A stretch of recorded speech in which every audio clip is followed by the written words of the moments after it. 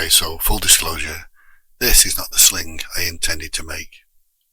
What I was going to do originally was a replication of the Harlequin sling in video 28. It didn't work out that way, so let's see what went wrong. I've created the finger loops and done the circular weave, and then when I went to tighten it up, you may have already spotted it, but there's a bit of a glitch in that weave. And these things happen, but I don't know what was happening when I was building this sling. It kept happening to me again and again at different points on the sling. It just gets frustrating. So I thought I'd try something different. I don't know where this came from. I don't know why I chose to do it.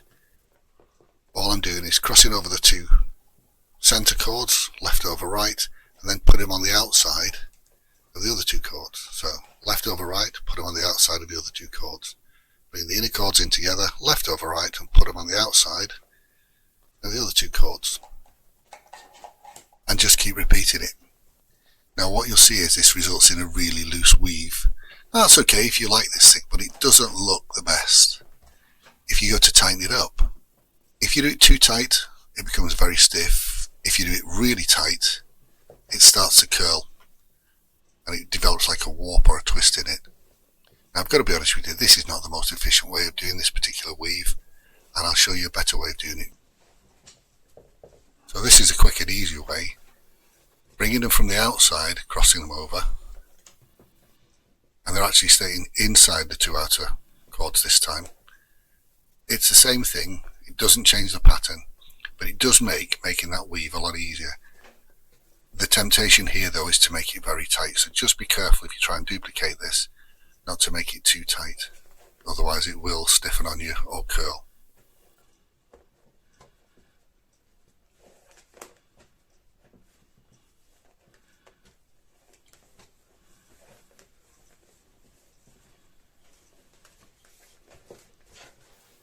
We got to a point now where I can make the pouch.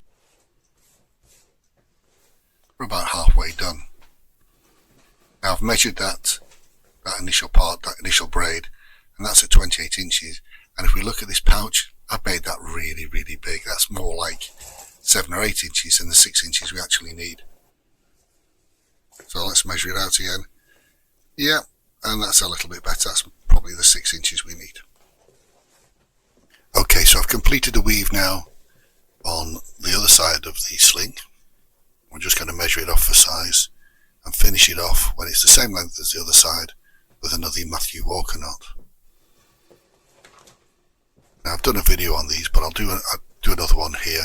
I like to alternate my strands so I can follow my knot, and it makes your knot look prettier. So a single loop round the back and out. The second cord, make a loop, bring it round the back and up through both loops.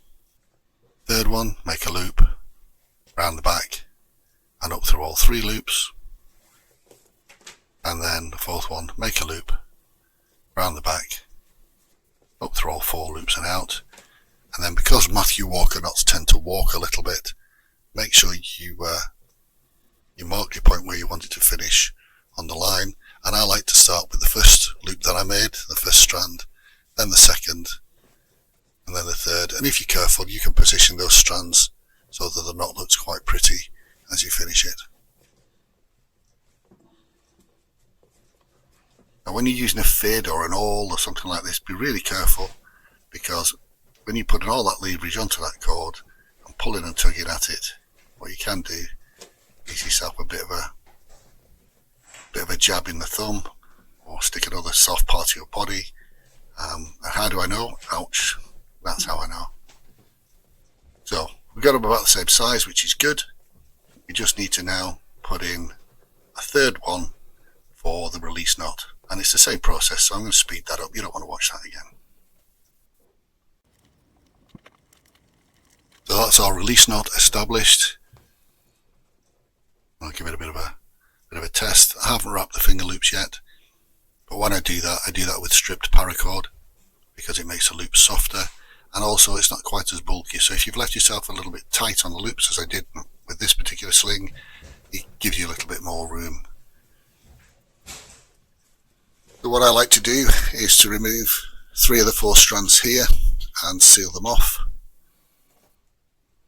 You can seal them into the knot if you like, which keeps the knot nice and tight, but if you pulled it tight enough there should be no need for that. So I'm just going to cut these off and seal them with the lighter. You can squish them down into the knot if you like. I find it makes things a bit hard and scratchy, just unpleasant in the hand. That's 3 sealed off. The 4th one I like to leave about 6 inches, 7 inches, maybe a little bit longer, what the whip makers call a fall. I used to shove a bead into the end of these, but I don't bother anymore. I find that I used to crack the beads off. I'm going to connect the popper now. The popper I've made in this instance from the guts of the Paracord.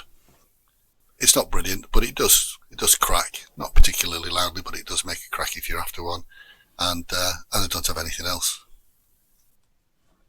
I'm going to put a knot on the end. As I say, I used to put a bead on there to hold them in, but the knot works just as well. Now you can leave it like that if you like.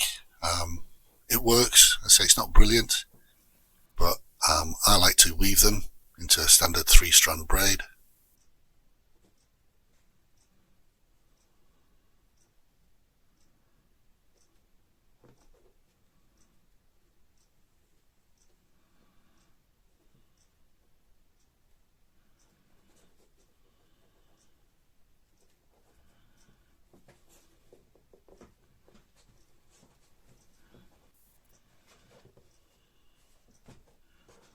Everybody's seen this before. I'm sure there's more efficient ways of doing it, but this works for me. So you don't want to watch it, we'll speed it up.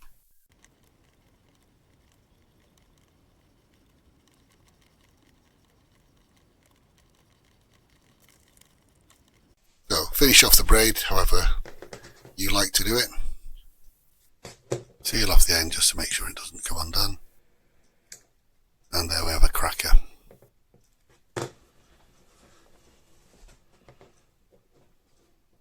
For the pouch of the sling I decided to have a go at doing a Cobra knot.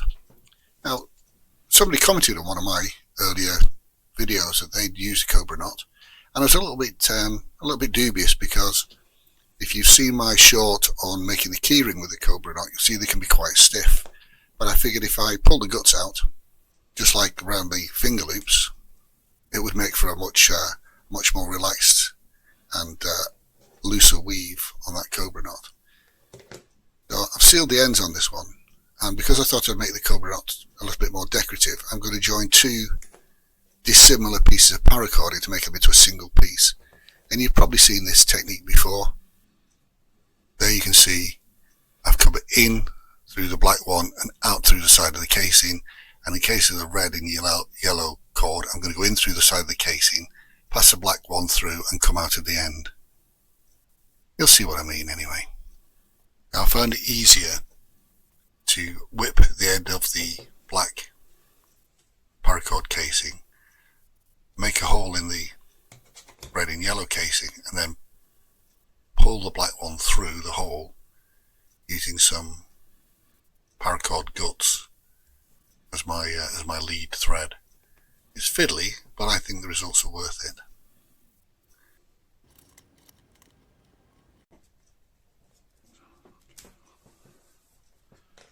And what you get is this nice little junction where they're holding each other in place, and you just hide this junction when you go to tie the knot, and it makes a really nice result. So when you've done it on one side, you need another piece set up in the same way for the other side. As you can see, followed standard Cobra knot, and what you get is your sling. Now I put a smiling sling in there, and you can see that I've wrapped the finger loops, which I think looks quite nice. And that about wraps it up. Thanks for watching. Bye.